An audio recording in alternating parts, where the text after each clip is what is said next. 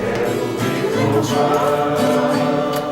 Eu sei que a graça vem sobre ti, Senhor. Eu descobri, ó Deus, que é mal em mim, vai se transformar. Poder do amor, meu Jesus, teu amor me envolve. Quero estar firme em tuas mãos. Eu vou voar bem alto como a águia, planando na amplidão do Espírito de Deus, com o poder do amor.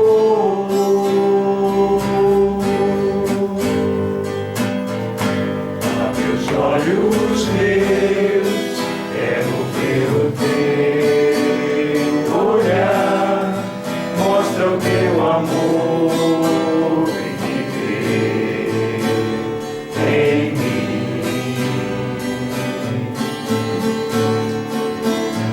Renova o meu pensar, ensina-me o teu querer, cada dia mais, o poder do amor.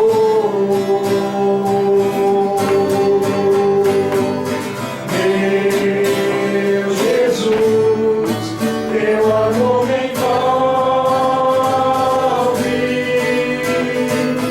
Quero estar firme em tuas mãos. Eu vou voar bem alto como a águia, planando na amplidão do Espírito de Deus, o poder do amor.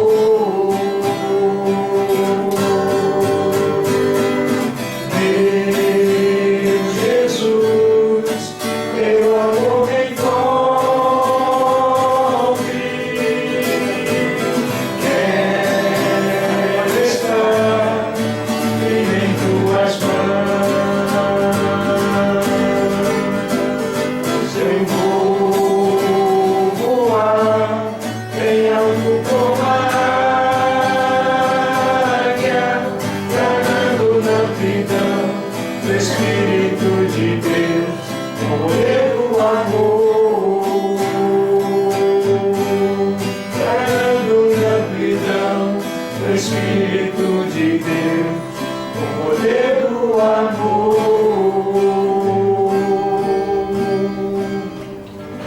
Falta de compaixão. As pessoas, elas parecem que não se compadecem mais dos outros, e a gente viu que compaixão no sentido bíblico, no sentido que Cristo sentia, tinha algo muito a ver com não um sentimento abstrato, uma coisa que está no mundo das ideias, mas algo que faz um incômodo realmente no interior. A gente viu que compaixão tem a ver com você sentir aquela pontada no estômago mesmo, aquela dor interna que te torce por dentro e te incomoda. E a gente viu que Cristo, ele se compadecia das multidões. A gente viu também que Cristo, ele se compadece de indivíduos. E que quando nós estamos próximos de Cristo, essa compaixão dele, ela vem para a gente também. Ontem a gente viu o episódio de amigos compassivos, de pessoas que, movidas pela compaixão de Cristo, auxiliaram uma pessoa que não tinha como resolver o seu problema, mas foi até aquele que poderia resolver. A gente viu que Cristo resolveu o maior dos problemas daquele paralítico, que era o seu peso na consciência, uma vida de pecado, e de brinde ganhou também a oportunidade de voltar a andar. Hoje a gente vai ver um pouquinho sobre como que Cristo se compadece daqueles que estão lidando com situações em relação à morte. Eu quero convidar você a pegar a sua Bíblia. Alguém aí não tem Bíblia?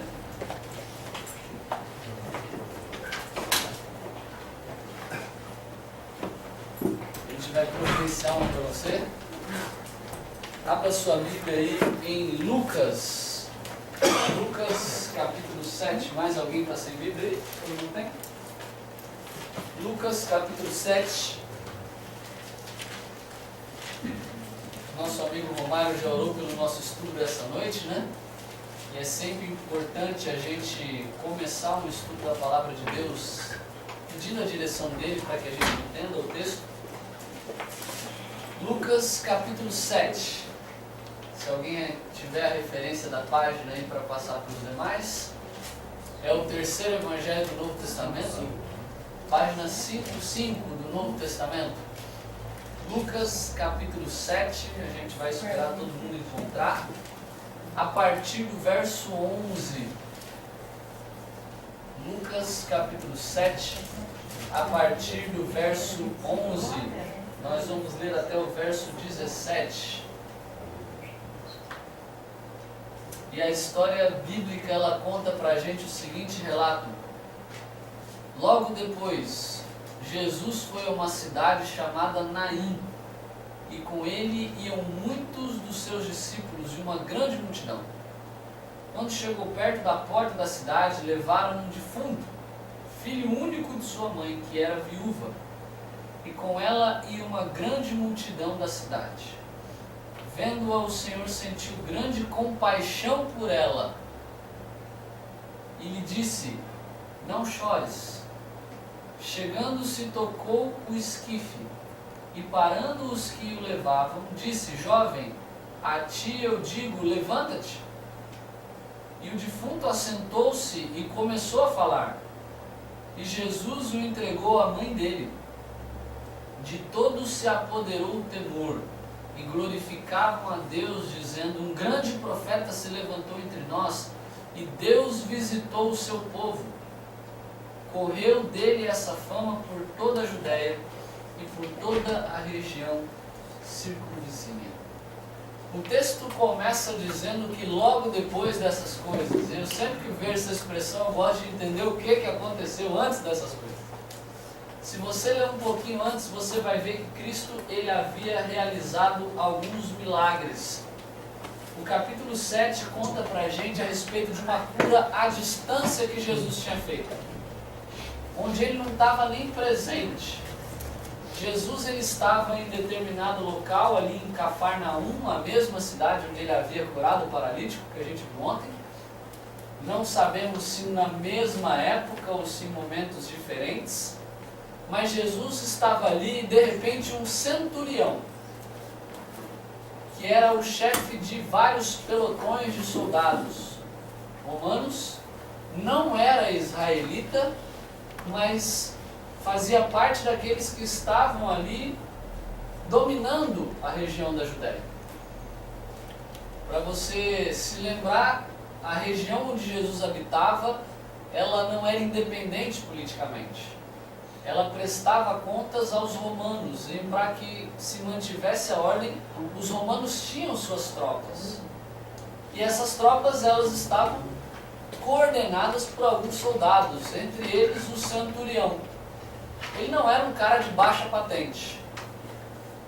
E é interessante que ele conhece, começa a ouvir falar a respeito de Jesus. Seu filho está doente. E ele pede para que Jesus cure seu filho. Só que ele havia deixado o filho em casa e havia ido atrás de Jesus, e quando chega Jesus, Jesus fala: tudo bem, vamos lá. E aquele homem dá um exemplo de fé fantástico, porque ele fala o seguinte: olha, peraí, não precisa nem perder tempo, Jesus, indo lá. Porque eu coordeno vários homens e a minha palavra tem autoridade. Porque eu mando fazer uma coisa, mesmo não estando junto com o meu pelotão, a ordem chega lá e é executada. Se o Senhor é muito mais poderoso que eu, o Senhor pode falar daqui e meu filho vai curar lá.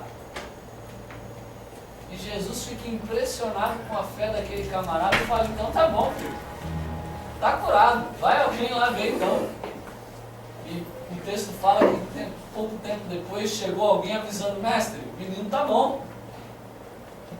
E o texto fala que Jesus, impressionado, comenta que ninguém em Israel tinha a fé que aquele camarada tinha. Esse era mais um episódio que fez com que a fama de Cristo se espalhasse. E agora a gente tem aqui um duplo cortejo. O texto fala pra gente que Jesus ele sai de Cafarnaum e ele vai até a cidade de Naim. Havia muita cidadezinha próxima, é possível que Cafarnaum fosse bem próximo à cidade de Naim. E Cristo ele começa a ir, e a gente viu que onde Cristo vai, sempre tem muita gente. Porque as pessoas queriam sugar o máximo que Jesus podia oferecer. A presença de Jesus era agradável. Se Jesus fosse aquele cara chato, ninguém ia aguentar ficar correndo atrás dele para cima e para baixo. Jesus ele era uma companhia prazerosa. E Jesus começa a andar e as pessoas começam a seguir. Onde que esse homem está indo? Ele vai fazer mais coisas, vamos atrás dele. E é interessante que você tem agora um grupo duplo. Duas multidões. Completamente diferentes daquelas que a gente está vendo hoje, né?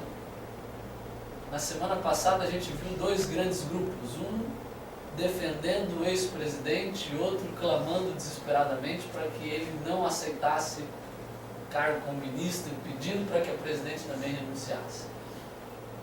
Grupos distintos com ideias políticas. Mas aqui a gente vê um primeiro grupo feliz, celebrando, atento, um grupo que marcha com esperança porque vai atrás daquele que é a razão da esperança, que é Jesus. Mas quando eles começam a se aproximar da cidade de Naim, eles são confrontados, num sentido um pouco figurado da palavra, com outro grupo. Um grupo que agora não grita de alegria, mas grita de desespero. Um grupo que está tomado pela dor. Enquanto um grupo carrega o autor da vida, a gente vê um grupo que está lamentando e chorando pela morte. E aqui a gente vê exatamente um cotidiano normal do nosso dia a dia. Onde você for, você vai ver sempre dois grupos distintos de pessoas. Aquelas que carregam esperança, carregam alegria, e aquelas que são porta-vozes de tragédias, de tristeza, de lamento. Cristo ele vem com um grupo celebrando curas, celebrando milagres, um grupo que carrega consigo a esperança do libertador, e você vê um outro grupo cabisbaixo, choroso, lamentando. Para quem já viu um pouquinho como é que o judeu lamenta a morte, o pessoal do Oriente Médio como um todo, a gente vê que esse não é um grupo silencioso, é um grupo que faz muito barulho.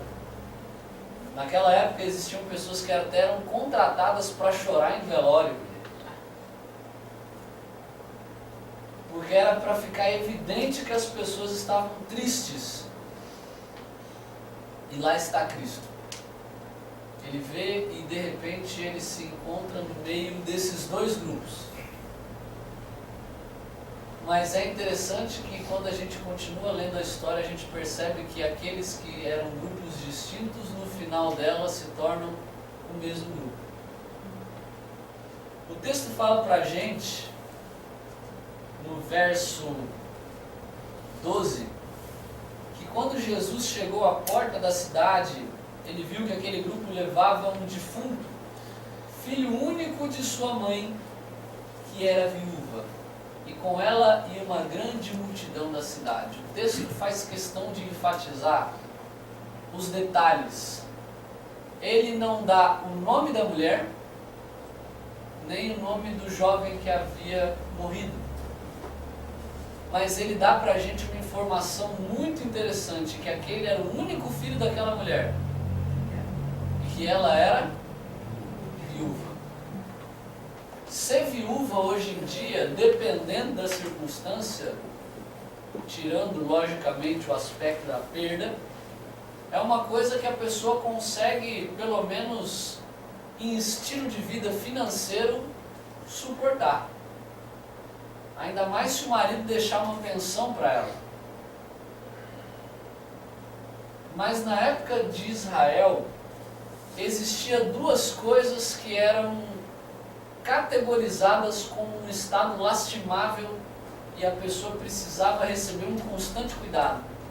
E você vai perceber isso sendo falado constantemente na Bíblia, para que o povo sempre se preocupasse com dois grupos de pessoas. Você se lembra?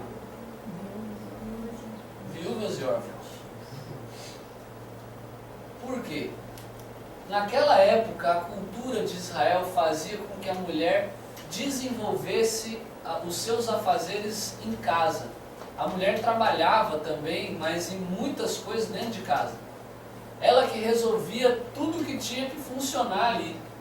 E as mulheres trabalhavam bastante para manter a ordem do lar. Acontece que o sustento que vinha para casa normalmente tinha que vir de fora, porque eram sociedades agrícolas.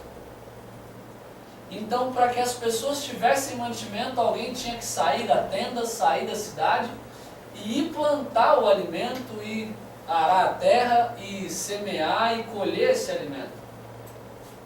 Então, quando uma criança perdia os seus pais, ou quando uma esposa perdia o seu marido, além do aspecto relacional da perda, aquela pessoa também perdia o seu sustento. Porque a mulher não saía aos campos para plantar. Era o marido que trazia isso para ela. E a gente tem aqui agora uma mulher que já devia ter passado por um momento muito complicado porque perdeu o seu marido. E possivelmente seu filho era quem cuidava das coisas e trazia o sustento para ela. E é interessante o ponto social da coisa, né? Você vê que constantemente, uma das constantes observações negativas que Deus faz na história do povo de Israel é que ele sempre deixou de se preocupar com os necessitados. Várias vezes o profeta fala de uma religião verdadeira e ele fala: vocês estão negligenciando aqueles que precisam. Vocês não estão atendendo os órfãos e as viúvas. Vocês estão roubando deles aquilo que é direito deles por lei, pela lei de Deus. E a lei de Deus falava que eles deveriam cuidar dos órfãos e das viúvas. E aqui a gente tem uma viúva que já havia passado por um processo de perda do seu marido e havia também agora experimentado a perda do seu filho. Aquela mulher estava inconsolável. Aquela mulher estava em desespero porque ela não sabia mais como que as coisas seriam daqui para frente. Como que ela iria se sustentar? Possivelmente já fosse uma senhora de uma idade mais avançada, o que fazia com que ir até os campos para colher as espigas que se sobrassem também fosse uma coisa complicada. E eu acho fantástico que quando a gente vê o verso 13, a Bíblia fala que quando Cristo encontra aquela mulher, o que ele sente por ela? Compaixão. Cristo, ele vê o sofrimento de uma mulher que não estava recebendo um centavo para chorar por aquela perda. Mas alguém que de fato está triste, está inconsolável, está chorando porque havia perdido mais um ente querido. Você já teve que lidar com a perda de um ente querido? Nós, como seres humanos, não fomos criados para perder ninguém. E eu costumo pensar que a morte, para mim, é uma das maiores evidências de que de fato Deus existe. Sabe por quê? Porque se a morte fosse para ser uma coisa natural, a gente já teria se acostumado com ela.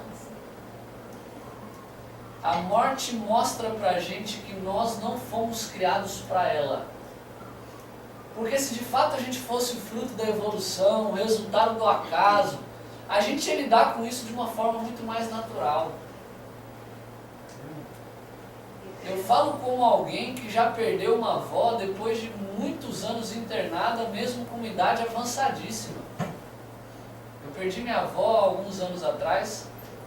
Ela já estava com mais de 90 anos, tinha uma saúde tremendamente fragilizada, havia escorregado durante a noite, quebrado o osso da perna, ficou por meses internada no hospital, a gente sabia que ela não ia se recuperar. Teoricamente era para a gente aceitar numa boa, né? Mas mesmo assim, quando minha avó faleceu, chorei. Triste pela perda. E adianta alguém chegar para você e dizer não chora? Pois é, É mais parece que não fácil adianta. ele chorar com você do que você. Exatamente. Porque é doído você às vezes ouvir dos outros. Eu já atendi muita gente. E as pessoas chegaram assim e falaram, não chora. Agora, ouvir de Cristo, eu me emociono muito quando eu leio esse versículo 13. Porque Cristo diz, não chora. Por quê? Cristo podia dar a vida. Exatamente. Só Cristo, eu creio que só Cristo pode dizer não chora. Agora, com o outro, a gente deve chorar com o outro, se alegrar com o outro, Se compadecer. se compadecer. A gente vê aqui que o ser humano ele não foi criado para isso. A perda, o sentimento de luto, é mais uma evidência de que Deus ele existe e Ele não criou a gente para esse fim limitado. Onde simplesmente um ciclo se inicia e pronto, acabou. Jesus, ele então se compadece, ele vê o sofrimento daquela mulher e aquilo incomoda ele por dentro. E aí ele fala para ela exatamente isso, não chores. É fácil você dizer para não chorar alguém que está em prantos. Como a nossa irmã falou, é muito simples e às vezes é até assim uma esquiva natural. Não, cara, não fica assim não, acontece. Não é a melhor maneira. Quando a gente é movido pela compaixão, a gente tenta sentir a dor do outro também. Mas é aí que entra exatamente o grande diferencial. Cristo, ele fala para aquela mulher parar de chorar, porque de fato ele poderia dar para ela um motivo para parar de chorar. Porque aqui a gente tem um contraste. A gente tem o morto e aquele que é o autor da vida. E a morte morre quando entra em contato com a fonte da vida. Vou repetir. A morte morre quando entra em contato com o autor da vida. E naquele momento, quando Cristo se compadece daquela mulher, sabendo a situação dela, o Evangelho fala para a gente que chegando, tocou o esquife. É interessante que Jesus ele rompe todos os paradigmas aqui. Porque se você for ler o Antigo Testamento, você vai ver que você não pode tocar não apenas no morto, mas naquilo onde ele está. Qualquer pessoa que estivesse em contato com o morto se tornaria impuro até o final do dia. Mas como a gente viu ontem, Cristo purifica aquilo que ele toca e não se torna impuro. Aquele que é a vida é capaz de purificar a própria morte. E a Bíblia diz que Cristo ele não tem receio algum, ele toca. Ele não simplesmente dá uma ordem, ele toca. Dizendo o seguinte, onde a vida chega, a morte não pode mais falar mais alto. Onde a vida chega, a morte deixa de se tornar impura e volta a ser purificada, porque a vida é transferida daquele que é a fonte da vida.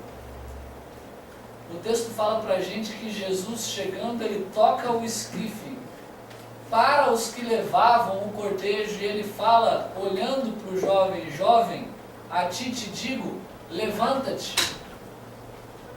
E aqui a gente tem um ponto interessante, Jesus quando se trata de morte, quando se trata de ressuscitar alguém, o poder da palavra de Cristo é tão grande, que se ele não especifica qual é o morto, todos os mortos se levantam.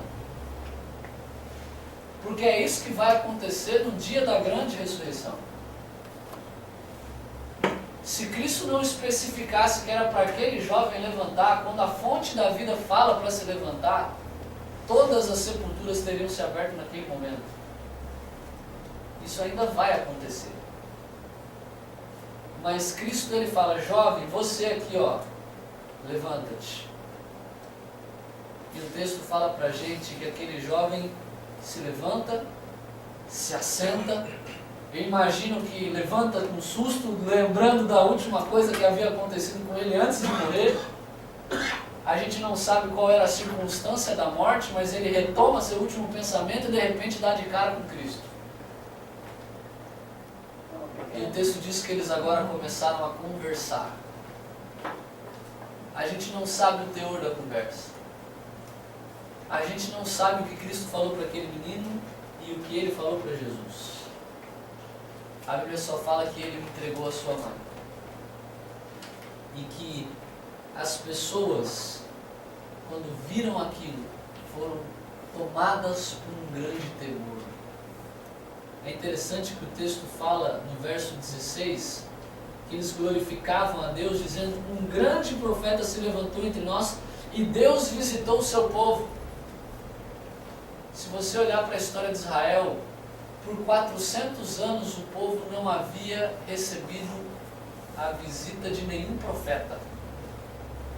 Desde a saída do exílio, desde a reconstrução, desde os dias de Esdras e Neemias, a voz profética havia se calado. Havia ressurgido com João Batista, mas João Batista não conseguiu alcançar todos. E o que aquelas pessoas estão vendo e dizendo é: o silêncio de Deus acabou. Deus visitou o seu povo de novo com grande poder. E é isso que Cristo quer fazer na vida de cada um de nós. Eu não sei se talvez hoje você, em qual situação você se encontra.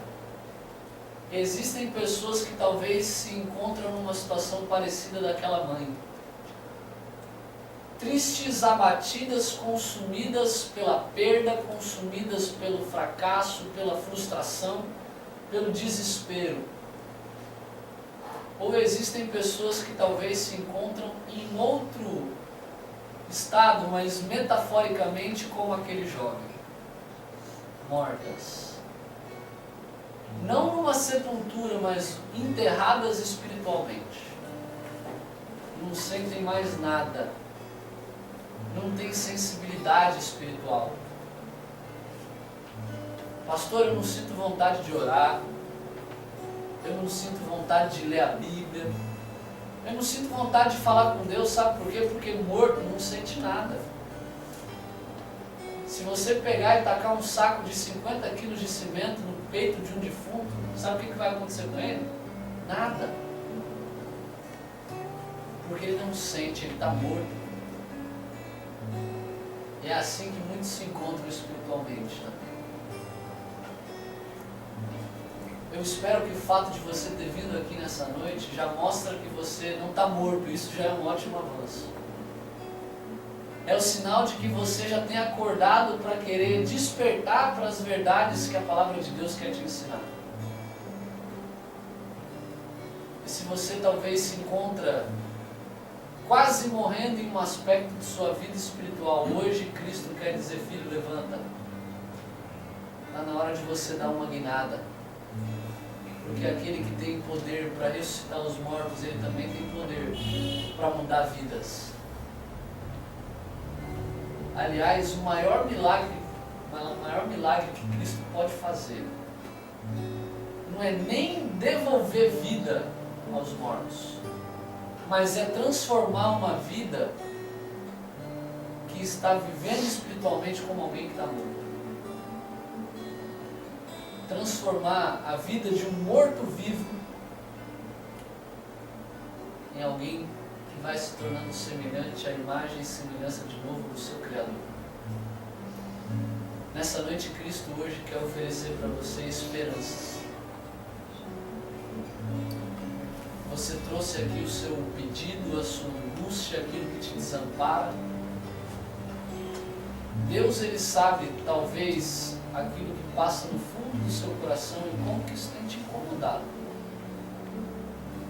Mas assim como Ele ofereceu esperança para aquela mulher que estava aos prantos, e Ele sabe quando você chora no íntimo do seu quarto,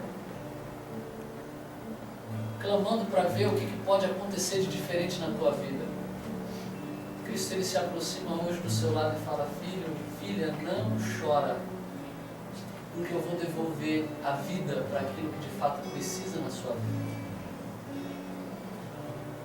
A história começa com 2 grupos, mas termina com um grupo só. Um grupo unido que vê o poder que Cristo tem, agindo por meio de sua compaixão. Que o Senhor devolva para nós essa esperança. Que o Senhor devolva para nós razão de novo para viver. Que o Senhor conforte o nosso coração e dê para a gente verdadeira vida, porque é isso que Ele fala que veio fazer. Eu vim para que vocês tenham vida, e não é uma vidazinha medíocre, não, é vida plena, vida em abundância. O Evangelho não é apenas vida eterna, o Evangelho é qualidade de vida aqui e agora.